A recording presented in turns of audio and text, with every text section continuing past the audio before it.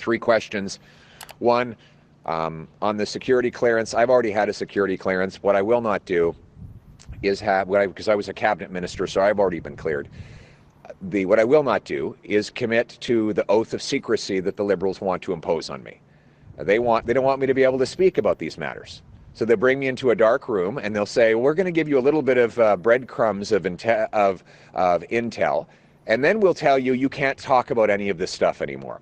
So for example, if they'd given me some kind of cursory briefing on China, then they would say, oh, you can't go talk about the fact that Mark Carney went off to Beijing and had meetings where he had secret talks with top government banking officials, after which a government bank gave his company a $250,000 loan, a loan that his company still owes, and a company in which he's still invested, meaning that he is the most compromised and conflicted leader our country has ever seen.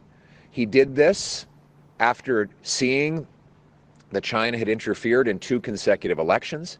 He did this after seeing China take 2 of our people hostage. He did this after knowing that China had made incursions into our waters. How will Mark Carney ever protect Canada against Beijing's incursions into our territory, its interference in our country, or it's taking our jobs and our industrial base away when he owes them so much? And I won't be silenced on any of those issues. I look forward to hearing Mark Carney's answers, and I hope that Canadian media actually starts asking him some questions about the nature of Brookfield's holdings. It really is incredible. The media has had some of this information, and I look forward to them actually asking questions. We have a guy who's prime minister who's never been elected to anything. He's the most unscrutinized leader our country has ever had, and he's by far the most conflicted. We're putting it out ourselves from now on, by the way. This is a guy whose company denied coal miners his insurance arm denied coal miners their payments when they were dying of black lung in the States. They lost in court. The company lost in court. How is he ever going to stand up for working class people when that's the track record he has? He used renovictions, predatory financialization of real estate. How is he ever going to fix our housing crisis when that is his background? I've said in the past that he's just as bad as Justin Trudeau. Frankly, he's much worse. Yeah. And he's much more conflicted. And he's going to be held accountable. On the debate, well, his excuses are changing from day to day. Mark Carney says he doesn't want to debate because there's a fee. Well, I'll pay the fee.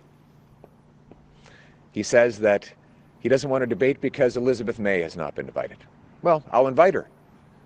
So let's invite Elizabeth May. I'll pay the fee, so Mark Carney can't afford to pay $75,000. Conservatives are generous, we'll pay it for him. But if he's still too weak and fragile to debate at TVA, then he's too weak and fragile to stand up to Donald Trump and for our country.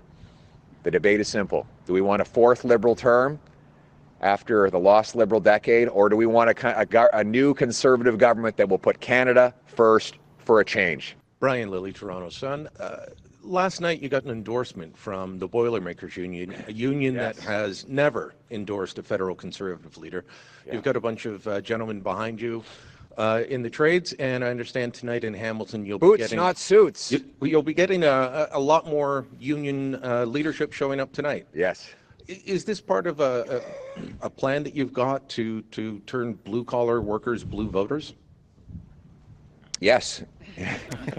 But actually, the truth is that, these are the people who literally build our country.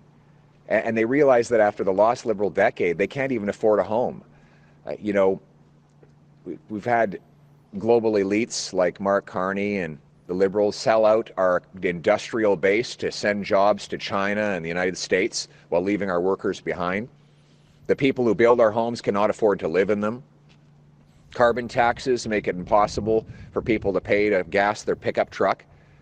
And if these guys want to go out for a weekend of hunting, well, the Liberals want to ban their hunting rifle too. The good, decent, common sense values of the people who build this country are exactly what we need to fix everything that's broken.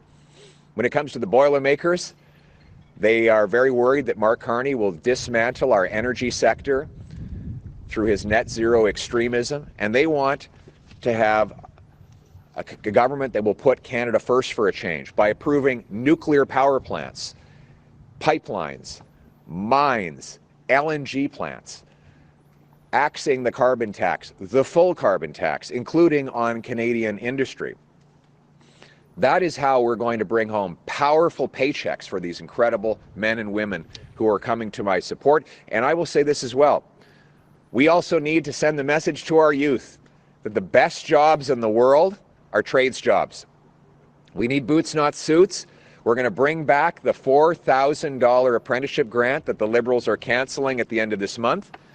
We are going to put in 10 times as much resources into union training halls to train 350,000 young apprenticeships so that they can be apprentices who will become journey people. They will be building homes, building pipelines, digging mines, moving our goods, literally building this country with their own hands. They will join with us to bring home our jobs and make us strong again so we can stand up to the Americans and put our country first. Thank you. Globe and Mail has done a story on election interference on Conservative leadership campaign. What are your comments on that?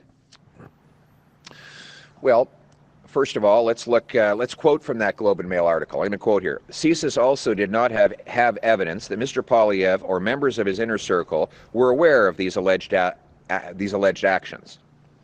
Then I'm going to quote the Hogue Commission, and I quote, "The Commission heard testimony about allegations of the government India interference in the Conservative Party leadership race. CSIS witnesses noted that they had no reason to believe the impacted candidates would have been aware of the alleged support." Let's be honest. I won the leadership fair and square. Even my political competitors, like Mr. Patrick Brown, have publicly testified under oath that that was the case.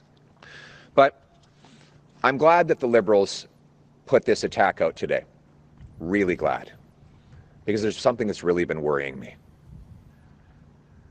After Justin Trudeau named Mark Carney his economic advisor, giving him massive power over public policy in Canada, Mr. Carney went over for meetings in Beijing where he just had secret talks with the deputy governor of the Chinese Central Bank. 2 weeks later, Brookfield got a $250 million loan. What did they talk about? What did Mr. Carney in his role as Trudeau's economic advisor offer of China? Why would he be having secret meetings with top government-controlled bankers about getting a $250 million loan while he was supposed to be acting in Canada's interest as the Prime Minister's economic advisor? Why would he be collaborating with a hostile foreign regime that we have since learned executed 4 Canadians and took numerous Canadians hostage for a lengthy period of time?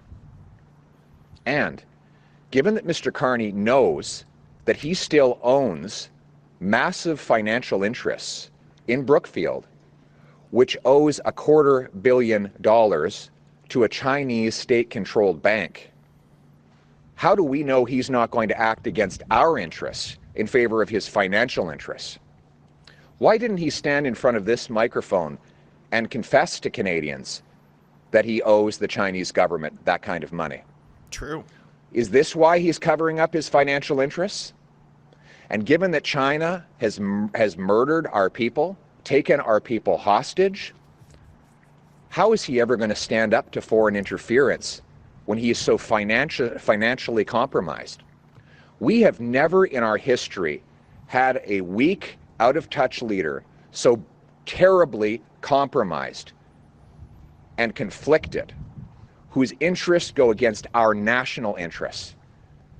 And I call on Mr. Carney right now to come before a microphone today and explain if this loan is still in place and if he still has those Brookfield assets that he had up until a few weeks ago. Because we cannot trust someone. Could you imagine while you're supposed to be advising Canada's Prime Minister on the well-being of our economy, going to a foreign regime that had executed Canadian citizens, taken Canadians hostage, that it had already been public that they had interfered in multiple elections. They've done incursions into our northern waters. Mark Carney will never be able to protect our national interests because he has massive financial conflicts of interest overseas. What we need now is not to give the Liberals a fourth term with a weak and compromised leader. What we need is a Prime Minister who will put Canada first for a change. Hear, hear.